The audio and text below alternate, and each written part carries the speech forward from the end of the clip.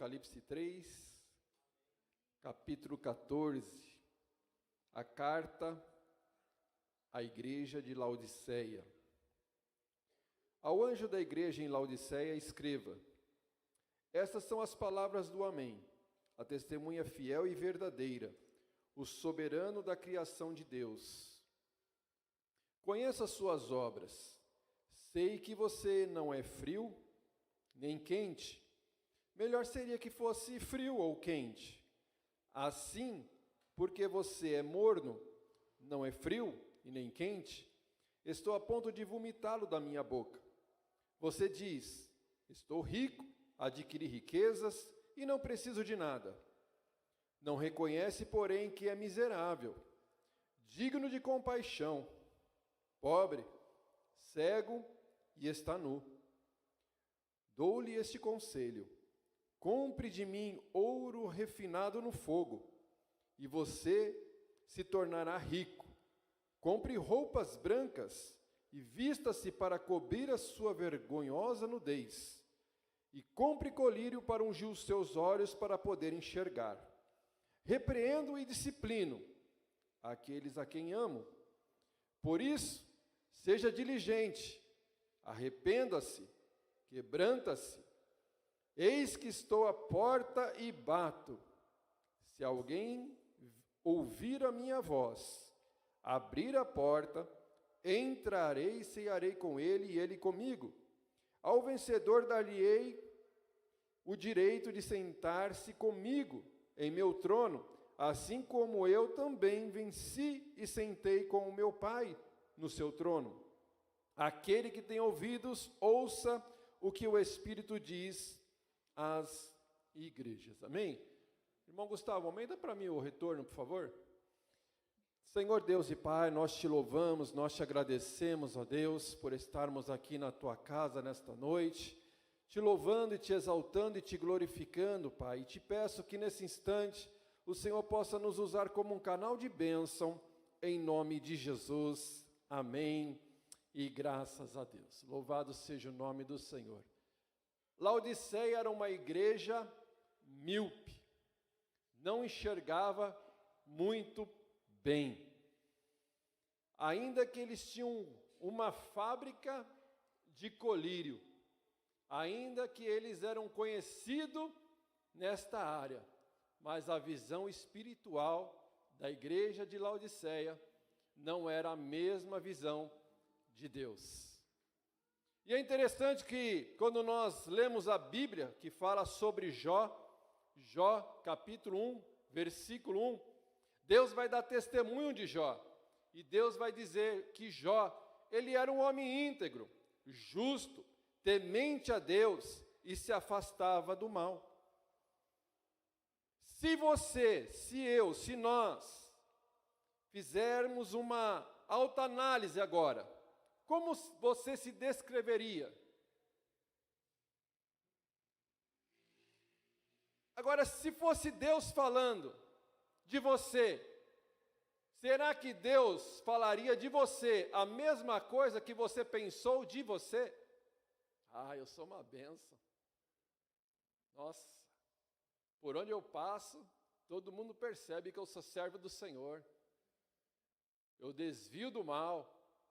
Eu dou bom testemunho. Eu sou amoroso.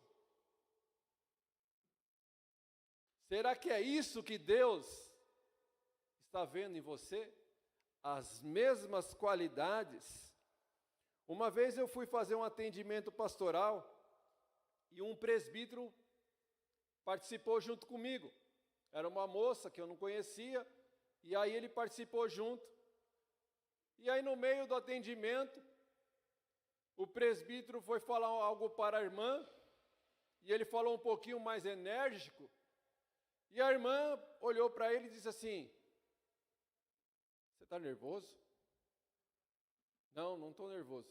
Não, você está nervoso. Não estou nervoso. A visão que ele tinha dele é que ele estava calmo, porém a atitude dele demonstrou que ele estava. Por quê? Porque como ele estava se vendo não era de fato como ele estava agindo.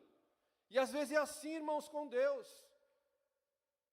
Deus nos conhece. A Bíblia vai começar dizendo o texto, aliás, as 7 igrejas de Apocalipse, Deus vai começar dizendo: conheço as tuas obras. Deus conhece as nossas obras, como estão as nossas obras na presença do Senhor. Deus tem se agradado das tuas obras, Deus tem se agradado da tua vida, Deus tem se agradado daquilo que você está fazendo, porque como se vê, será que Deus também nos vê? Do jeito que eu me vejo, será que é do jeito que Deus me vê? E o texto vai nos dizer que tem 3 níveis espirituais. Tem o frio, tem o quente, mas tem o morno. E o interessante é que Deus, Ele sabe em qual nível você se encontra. Mas o diabo também sabe. Eu posso não saber.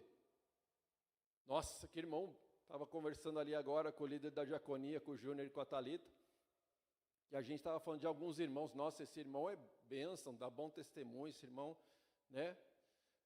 Vale a pena investir, porque aos nossos olhos é bênção, mas Jesus te conhece, mas o diabo também te conhece. Na igreja, oramos fervorosamente, mas e no decorrer da semana?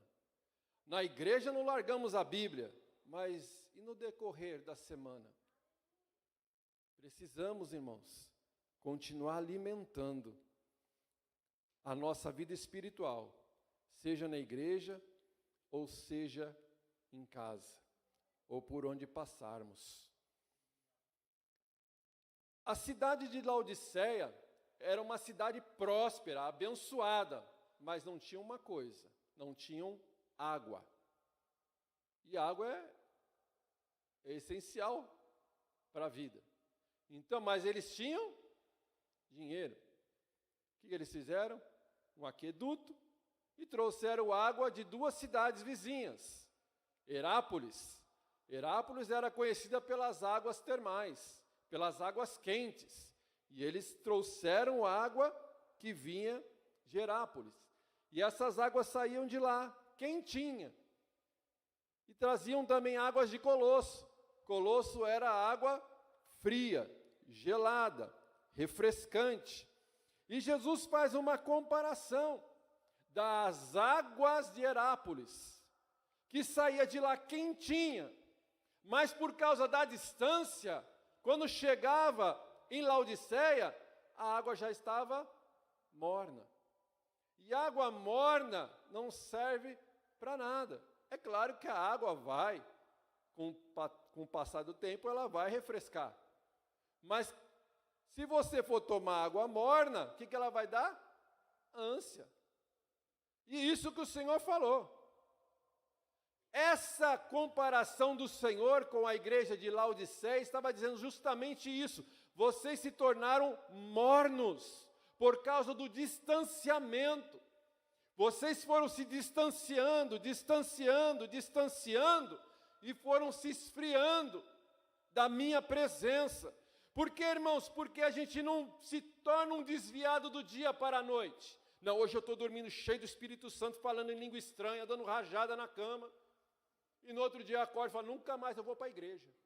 Não quero mais saber desse negócio de ser crente. Não, irmãos, foi se esfriando devagarzinho.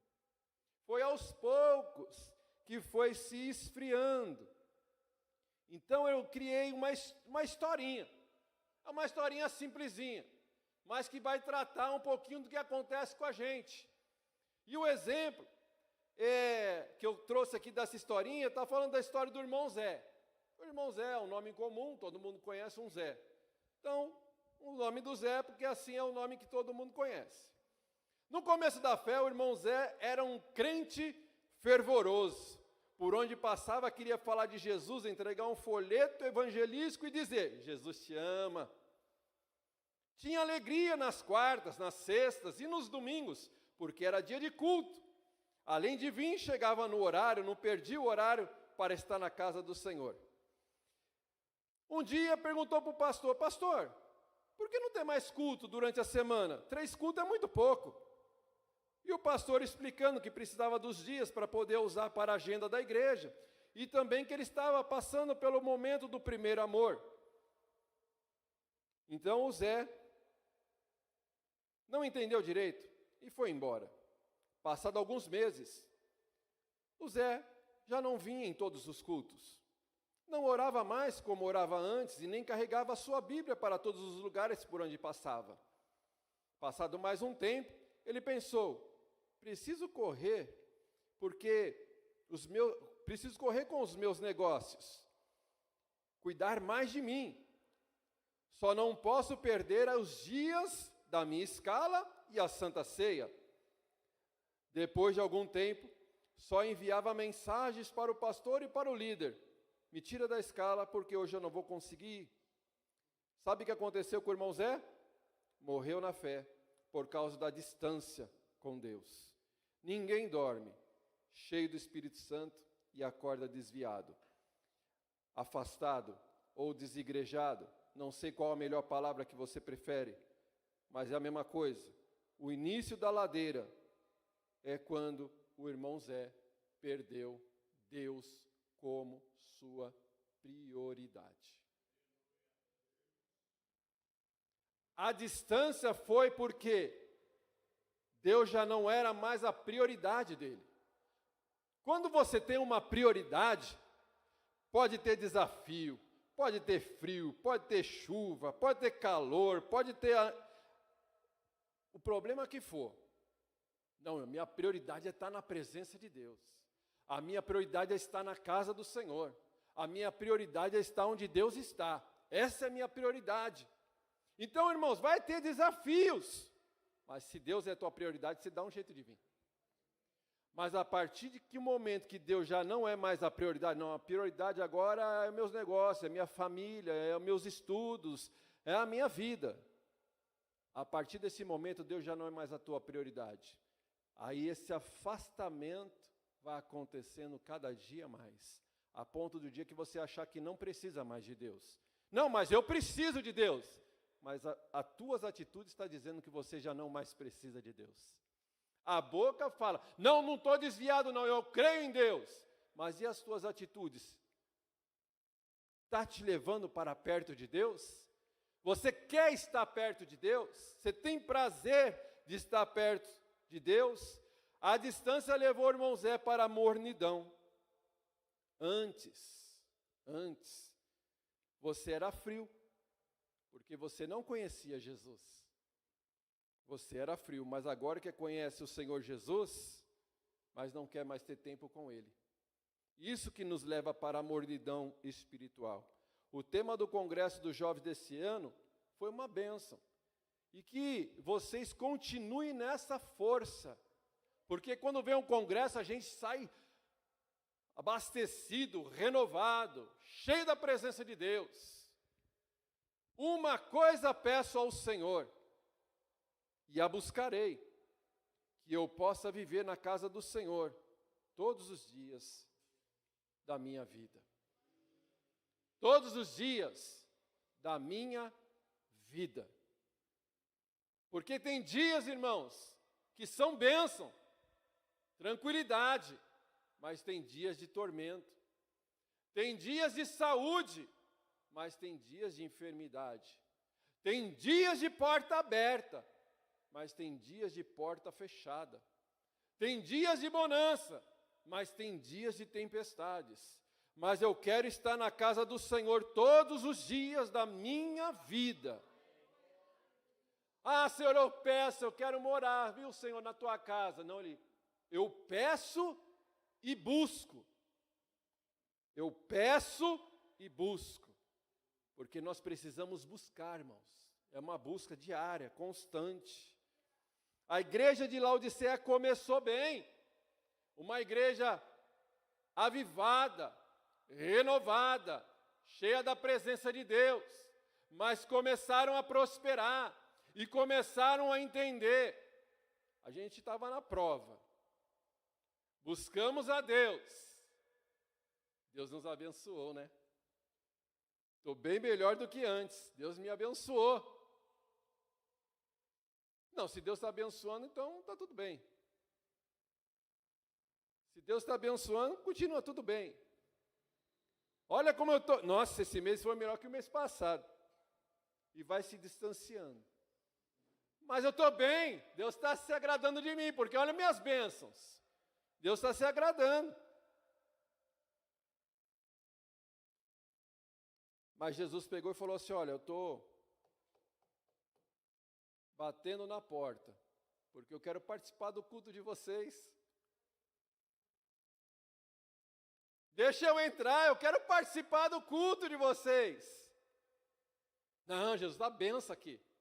Ó, como a gente está próspero, como a gente está bem. Porque um crente sem fervor pode até trabalhar para o Senhor, mas o que importa é ter comunhão com o Senhor. O fervor espiritual é a nossa motivação, a alegria, a intensidade do nosso coração em fazer o que fazemos para Deus. Porque, irmãos, às vezes a gente vem daquele jeito. Ah, tem que tocar hoje. Não fala que não tem, porque tem, irmão. Ah, vou ter que tocar. Ixi, junto aquele irmão lá. Vem aqui, ô pastor Augusto, não dá para mudar da escala, não. Esse irmão aí, a gente não entra na harmonia. Nossa, mas essa irmã vai louvar comigo? É, irmão, estou falando, mas tem. Qual é a nossa motivação de fazer o que nós fazemos para Deus? Porque você vem nesse espírito, a igreja pode receber. O pastor Augusto falou, nossa, você tocou legalzinho hoje, hein? Cantou bonitinho. Mas Deus não recebeu. Nossa, mas eu vou ter que ficar de pé hoje o culto todo ali, auxiliando o pastor? Nossa, mas também só põe eu, hein, Júnior? Põe outra pessoa. Só eu. Toda vez. Não, e tem aquele ainda que fala assim, não, tá bom, irmão, pode deixar. Nossa, mas que coisa, só põe eu na escala. Só eu que fico aqui, ninguém fica de pé, só eu. Dá na mesma, Deus está vendo os dois. Tem coisas que nós gostamos e tem coisas que nós não gostamos, mas é por Senhor. Qual é a motivação? Senhor, é para ti, glórias ao teu nome. É tudo para a glória do Senhor, irmãos. A cidade era rica, era próspera, tinha fábrica de roupa negra, roupa preta, ó, top. Tinha também uma fábrica de colírio. Dava até aula sobre essa matéria, de tão conhecida e próspera que era. E achava que Deus estava do lado deles, porque estavam prosperando. Dinheiro não significa que Deus está abençoando e também não significa que quem não tem dinheiro que Deus não está abençoando. O pastor Tiago já disse aqui algumas vezes, tem situações que tem pessoas que não têm tanto dinheiro assim, vive um mês ali, regradinho, mas tem comunhão com Deus, tem alegria de estar na presença do Senhor. E muitas pessoas cheias de dinheiro, nem se importam com Deus. Mas acha que porque tem dinheiro, Deus é na minha vida. Olha o iPhone 20, Master, Mega, Pro, Plus, sei lá mais quantos, cara vai acrescentar a listinha aí do iPhone. Mas eu preciso do último. Não, mas você já tem um 19. Não, mas o 20, agora saiu o 20, eu quero o 20. Não, você viu? Novo carro que saiu, eu quero um desse. Não, quero uma casa maior, quero a minha empresa maior. Porque, irmãos, nós temos o hábito de julgar se a pessoa é abençoada ou não é abençoada pelo que ela tem ou deixa de ter. E até, irmão Samuel, o profetão de nível maior, foi lá, Eita, esse aí, ó, Eliabe, ó. É sobre ele que eu vou derramar o azeite. Ele que é ungido de Deus. E Deus falou, não é esse não. Não é o bonitão, não é o grandão. Não é esse que eu tenho. Pegou o menorzinho que ninguém vinha. Ninguém estava vendo. Porque o jeito que Deus me vê, o jeito que Deus te vê, não é o jeito que as pessoas nos veem. Coisas não impressionam a Deus. E nem avalia a sua comunhão com Deus. O problema é que nós diagnosticamos de um jeito, mas o Senhor diagnostica de outro jeito. E o Senhor conhece bem as suas igrejas. E às vezes achamos que somos a última bolachinha do pacote, a última Coca-Cola do deserto. Mas essa igreja aqui, de todas elas, não recebeu nenhum elogio da parte do Senhor. Essa igreja foi uma igreja que recebeu só a repreensão do Senhor. A palavrinha de ânimo foi assim: eu amo aqueles que eu disciplino. Eu amo aqueles que eu corrijo. Então, se Deus corrige, se Deus disciplina, é o amor dele nas nossas vidas. Ele nos ama. A espiritualidade dessa igreja de Laodiceia não influenciava ninguém espiritualmente. Por onde ela passava, do jeito que passava, ficava igual. Não tinha influência nenhuma. Estava acomodada. Não tenho falta de nada. Está tudo ótimo. Está tudo maravilhoso. E Jesus está lá, batendo na porta, do lado de fora, pedindo para entrar. E eles se achavam, versículo 17. Você diz, estou rico, adquiri riquezas e não preciso de nada. Não reconhece, porém, que é miserável, digno de compaixão, pobre, cego e está nu. Aí o Senhor nos deu 4 conselhos. 4 conselhos, não 4 ordens. Conselhos. Se quiser obedecer, colocar em prática, vocês se arrependam, peçam perdão. Eu vou entrar no culto de vocês, eu vou ceiar com vocês. Mas eu vou dar 4 conselhos. O primeiro conselho: compre de mim ouro refinado no fogo. Eles se achavam ricos, prósperos, mas Jesus disse que eles eram pobres. Pobres porque o Senhor não se preocupa com o que você tem. Nossa, olha o carrão do irmão Luiz. E a motocona do Luiz? Ixi, essa aqui é Deus. Ele não se impressiona com coisas. Tudo que tem foi Ele que fez. Ele se preocupa com o que somos. Eles estavam pobres espiritualmente. Eles estavam pobres com as coisas que discerniam espirituais. Nós precisamos ser dependentes de Deus. Ouro é purificação. Malaquias 3, versículo de 1 a 3, vai dizer assim: vejam, eu enviarei o meu mensageiro que preparará o caminho diante de mim. E então, de repente, o Senhor que vocês buscam, virá para o seu templo. O mensageiro da aliança, aquele que vocês desejam, virá, diz o Senhor dos exércitos. Mas quem suportará o dia da sua vinda? Quem ficará em pé quando ele aparecer? Porque ele será como o fogo do ourives e como o sabão do lavandeiro. Ele se assentará como um refinador e purificador de prata. Purificará os levitas e refinará o ouro e a prata. Assim trarão ao Senhor ofertas com justiça. O mensageiro que prepara o caminho foi João Batista, que veio preparando o caminho.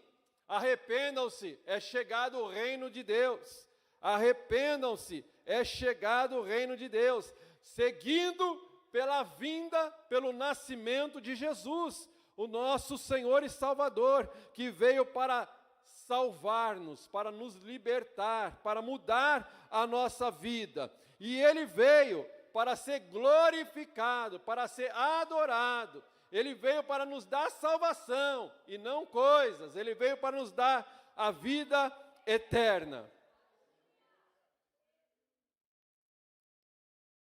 Quem tiver a vida refinada no fogo, é que vai estar com Ele lá no dia do arrebatamento da igreja. Nós devemos juntar tesouros no céu e não na terra, porque aonde estiver o nosso tesouro, aí também estará o nosso coração. Segundo conselho, compre de mim roupas brancas. Fala de santidade. Quando a Bíblia vai dizer lá em Zacarias capítulo 3, que o sacerdote Josué, ele vai se apresentar, e Satanás vai acusá-lo, dizendo que ele estava com as vestes impuras, com as vestes sujas. Então o Senhor envia um anjo, que vai até ele e leva vestes brancas, vestes puras, e ele se lava, ele se purifica e veste as vestes, e ali ele pode voltar a fazer o trabalho sacerdotal na presença do Senhor. Fala sobre purificação, sobre santidade. Não dá para fazermos a obra do Senhor sem santidade. Nós fazemos a obra do Senhor sem santidade, seremos acusados pelo adversário. Seremos acusados por ele. Podemos achar que estamos fazendo, que está tudo bem, que Deus está recebendo, mas não está. Mas Deus sempre nos dá a chance de nos arrependermos e trocarmos a nossa veste impura pela veste de santidade. E a veste não é a veste, é o coração, a nossa alma, a nossa vida perante o Senhor. É a nossa maneira de viver. Terceiro conselho. Compre colírio ungido. Aos seus olhos, estamos bem. Estamos prosperando. Ó, todo mundo está falando bem de nós. Mas que adianta todo mundo falar bem e Deus não concordar? O que vale é a opinião de Deus, não da maioria. Ah, a voz da maioria é a voz de Deus. Mentira. A voz de Deus é uma. E basta. Tinham prosperidade, não tinha falta de nada, mas estavam cegas espirituais, não enxergavam a sua própria pobreza espiritual. Geazi, um dia acorda e diz para o profeta: ai, Senhor, estamos cercados pelos inimigos. Esquenta não. Mas são aqueles que estão conosco do que estão contra nós. Porque o rei da Síria chegou lá, ó, vamos fazer uma estratégia aqui, ó. Vamos cercar aqui, o povo de Israel vai passar, a gente pega eles. Aí Deus ia lá e falava para Eliseu. Eliseu ia lá e mandava mensagem para o rei. Ó, não vai por aí não, que o rei da Síria vai armar uma emboscada. Aí o rei fazia outra, e Deus falava de novo para Eliseu, e assim aconteceu várias vezes, a ponto do rei ficar atribulado. E o rei falou assim: tem um espião no nosso meio. Não, senhor, não tem não. Não tem não, é o Eliseu, um profeta lá de Israel. Tudo que o senhor fala, inclusive no teu quarto, na tua cama de dormir, o que você fala lá, Deus fala para Eliseu. Ah, então vamos catar Eliseu. Aí eles vão lá. Cerca a casa de Eliseu. Aí o moço vai abrir a casa de manhã. E ele olha aquele. Ai, Senhor, estamos cercados pelo exército do inimigo. Porque quem não tem visão espiritual se desespera. Mas Eliseu chega assim, não, a maioria está do nosso lado. Mas que maioria é essa? Eu não estou vendo, só estou vendo inimigo aqui.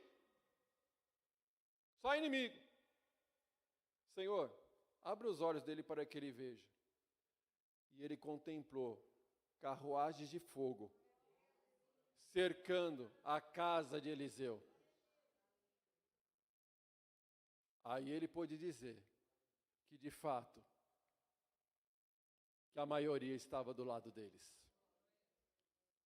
Aí, a história é interessante. Ele ora e fala, Senhor, Eliseu ora e fala, Senhor, traga cegueira sobre todos os soldados. Aí Eliseu pega na mãozinha deles, vocês estão no lugar errado, procurando a pessoa errada. Me dá a mão aqui. Levou, sabe para onde? Para Samaria. Chegou lá, ele orou, Senhor, abre os olhos para que eles vejam. Na hora que eles perceberam, ele estava na casa do rei de Israel. Aí o rei falou assim, o que você quer que faça com eles, Eliseu? Mata todo mundo? Não, não é assim que eles agiriam? Dê comida e dê água, depois espeça.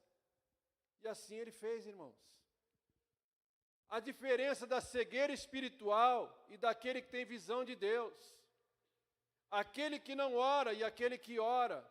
Aquele que não busca e aquele que busca. A visão é diferente, você pode passar na mesma situação.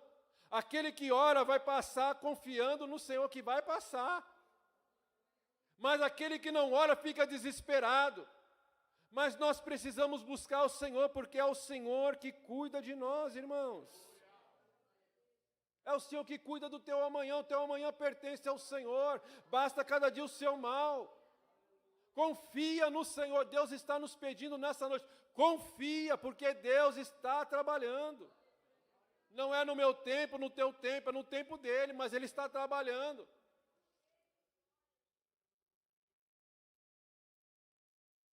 Essa igreja recebeu os conselhos do Senhor. Era uma igreja que estava miseravelmente perdida. Mas o Senhor deu a oportunidade, arrependam-se. Arrependam-se. Eu repreendo e disciplino aqueles que amo. Por isso, se diligentemente se arrepender, eu estou à porta, eu bato. Mas se ouvir a minha voz, eu entrarei e cearei com ele. Estava nua, porque não tinha mais as roupas adequadas para estar na presença do Senhor. Era cega, não enxergava a pobreza espiritual, mas reconheceram que precisavam se arrepender para voltar para a presença do Senhor. Pastor Augusto disse aqui, confirmando, que Deus ministrou ao coração dele nesta manhã, quando a igreja estava aqui em oração. O que Deus está pedindo de nós é quebrantamento. Tem um texto que eu gosto bastante, que diz assim, perto está o Senhor, vírgula, de quem tem o coração quebrantado. Se você não se quebrantar, Deus vai te quebrar. É assim, mas de um jeito ou de outro Ele quer você quebrantado. Porque a quebradeira de Deus é para nos quebrantar, para estarmos perto de Deus. A igreja de Laodiceia era altiva, soberba, arrogante e achava que não precisava de Deus porque já tinham de tudo. Mas na verdade não tinham nada, porque tinham tudo, mas não tinham Deus. Então, que nós possamos orar a Deus e pedindo, Deus, nos quebranta, nos ajuda a chorar novamente na Tua presença, nos ajuda a chorar de novo pelos nossos pecados, nos ajuda a diminuir esta distância que o tempo nos levou nos afastando de Ti. que possamos voltar novamente na presença do Senhor. Amém? As palmas louvam ao Senhor.